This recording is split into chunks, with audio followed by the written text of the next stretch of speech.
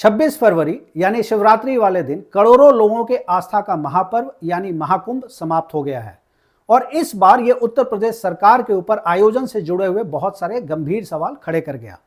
इस महाकुंभ के दौरान एनजीटी यानी नेशनल ग्रीन ट्राइब्यूनल ने गंगा और यमुना के प्रदूषण पर यूपीपीसीबी यानी उत्तर प्रदेश प्रदूषण नियंत्रण आयोग के द्वारा जमा किए गए 250 पन्नों की एक रिपोर्ट पर सवाल करते हुए उससे पूछा कि उस पूरे रिपोर्ट में फीकल कॉलीफॉर्म के बारे में कोई जानकारी क्यों नहीं है, जबकि सीपीसीबी के रिपोर्ट में बहुत ज्यादा मात्रा में फीकल कॉलीफॉर्म की बात की गई है।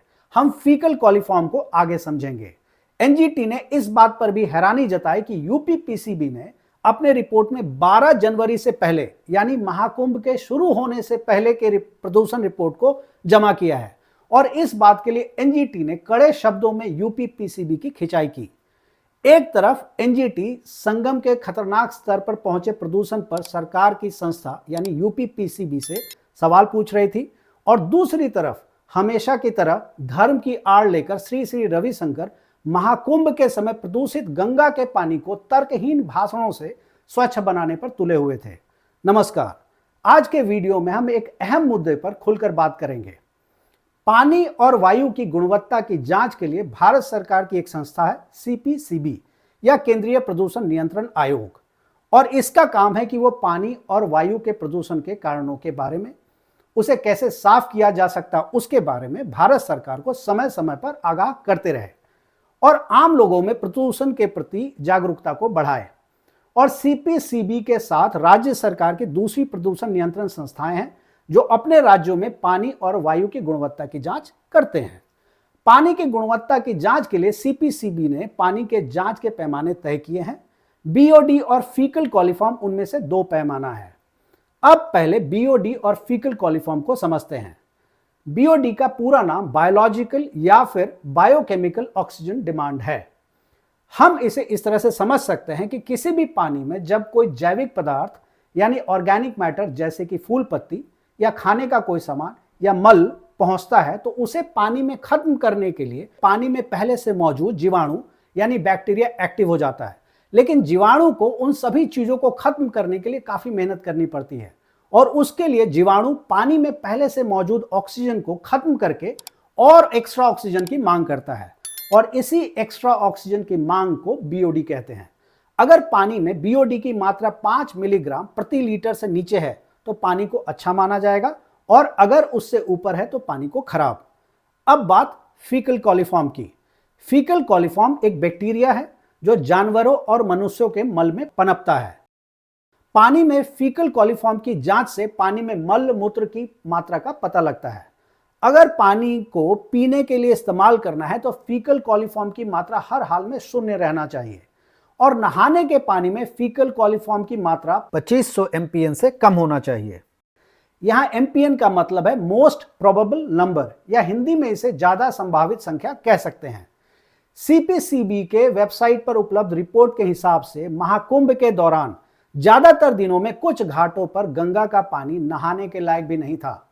14 जनवरी को संगम से लिए गए पानी की जांच में फीकल कॉलीफॉर्म की मात्रा 11,000 एमपीएन प्रति 100 मिलीलीटर था, जो तय मानक से करीब 4.5 गुना ज्यादा था और नहाने के लिए बिल्कुल भी सुरक्षित नहीं था।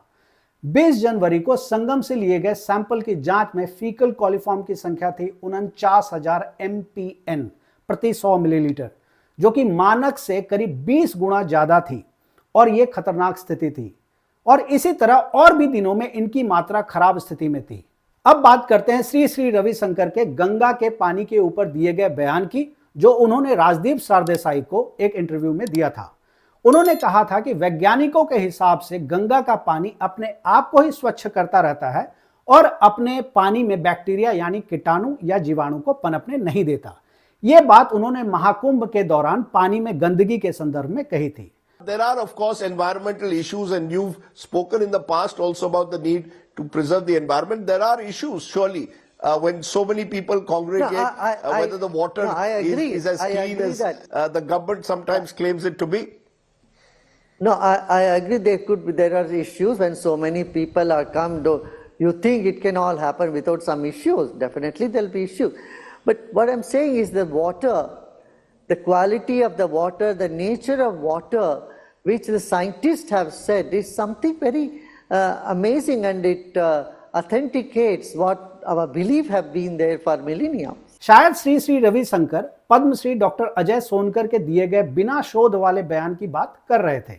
मैं लगातार जब से कुंभ शुरू हुआ है जो है कुछ दिनों पर वाटर की सैंपलिंग कर रहा हूं, कई घाटों पर जाकर के वहां से पानी का स्पेसिमेन ला करके लैब में टेस्ट कर रहा हूं, तो आज तक मुझे इस तरह की बैक्टीरियल ग्रोथ जो कि रोगमय हो ये मुझे देखने को नहीं मिली। ये दावा कैसे कर रहे हैं? ये मैंने सैंपल जो है पानी का ला करके जो स्नान करने वाले घाट है वहां से ला करके मैंने एनालाइज किया। मैं भी आपको उसको डिमॉन्स्ट्रेट करके भी दिखा सकता हूं।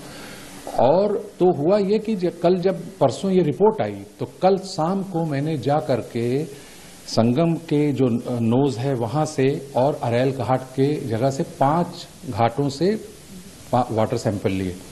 वहां पर मैंने ये पाया कि जब मैं 12 तारीख को पिछली बार जो है सैंपलिंग की थी तब से अब में पानी का स्तर बहुत गिरा हुआ था, बहुत नीचे था और गंदगी बहुत थी उसमें। मतलब पानी गहरा कम था, पानी का लेवल नीचे था और पानी में गंदगी बहुत थी। जैसे जूते चप्पल बहुत से दिख रहे थे, कपड़े दिख रहे थे, बहुत सारे फूल जो लोगों ने उसमें डिस्चार्ज किए हुए थे और बहुत घिन आ रही थी कि नाले जैसा रूप मुझे लग रहा था अरैल के कई घाटों पे। तो जब मैंने वहां का जो दृश्य देखा तो मेरे को ऐसा लगा कि वास्तव में पानी के सारे पैरामीटर्स बदल गए हैं और ये बहुत खराब कंडीशन में होगा।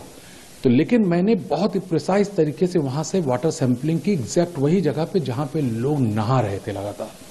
5 जगहों से मैंने सैंपल लिया, मैं लेकर के यहाँ लैब आया। आते ही सबसे पहले जब मैंने प्राइमरी उसकी टेस्ट की तो सबसे पहले मैंने उसकी पीएच वैल्यू देखी, क्योंकि पीएच कोई भी पानी में अगर बैक्टीरियल ग्रोथ बढ़ जाए तो बैक्टीरिया उसके अंदर एसिड बनाता है, लैक्टिक एसिड और ऑर्गेनिक एसिड वो प्रोड्यूस करता है एज ए बाय प्रोडक्ट, तो पानी एसिडिक हो जाता है। पानी किसी भी हालत में एसिडिक ही होगा अगर जहां बैक्टीरियल ग्रोथ है। तो देख करके मैं चमत्कृत हो गया कि वो पानी एल्कलाइन था।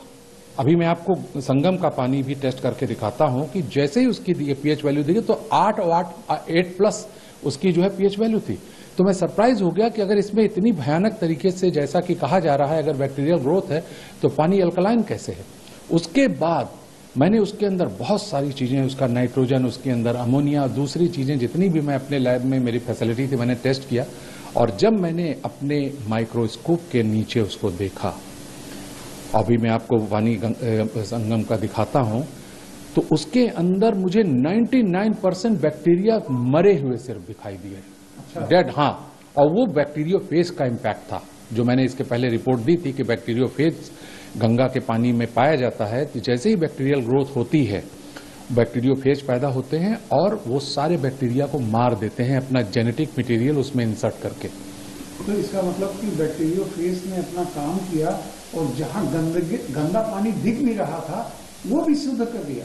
बिल्कुल, मतलब इसमें कोई दो राय नहीं है कि लाखों करोड़ों लोगों का पानी में प्रवेश करने से बहुत ही तीव्र, बहुत ही कॉम्प्रिहेंसिव बैक्टीरियल ग्रोथ हुई, लेकिन उसको तुरंत जो है बैक्टीरियोफेज ने कंट्रोल कर लिया लगातार। आप सोच के देखिए कि कुंभ शुरू होने से पहले भी सरकारी रिपोर्ट आई थी कि पानी आचमन योग्य और उसके जो है स्नान योग्य नहीं है, रोगकारी है।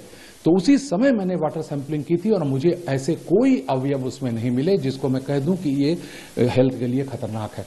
और आप इसका सबूत देखिए कि जो है 50 करोड़ से ज्यादा लोगों के स्नान करने की खबर है। इतने लोगों में से एक भी कोई ऐसा खबर आपको नहीं मिलेगी जो ये कह दे कि जो है मुझको पानी में नहाने से एलर्जी हो गई या वाटर बॉर्न डिसीज हो गई।